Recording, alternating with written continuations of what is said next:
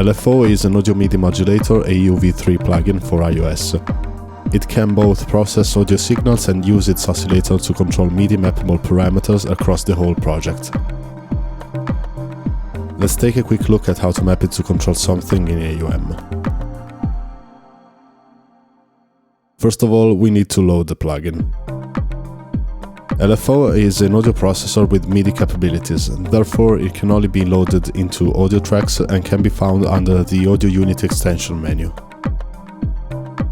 Unless you want to process some audio with it, it doesn't really matter in which track of your project you place it, since AUM will recognize its MIDI output anyway.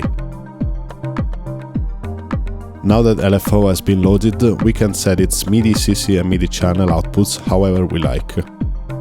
We can now use it to control every parameter that's exposed to MIDI mapping.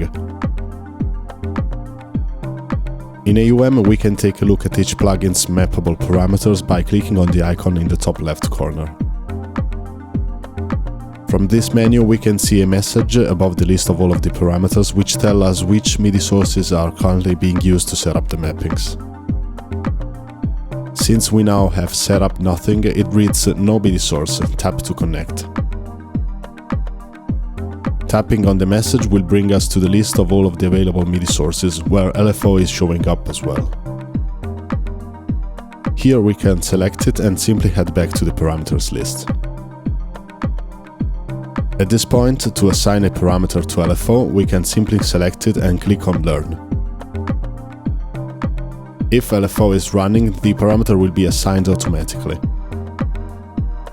However, there might be a case where we wish to use multiple instances of LFO, in which this method will be a little bit inconvenient, since the learn function will keep catching signals randomly from each one of them.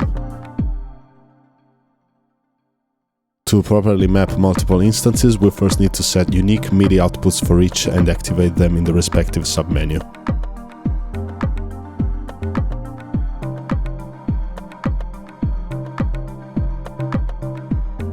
Then, to overcome the mapping issue, we should simply match each instance's MIDI settings manually on the desired parameters, in order to make it easy to assign specific modulation to specific destinations.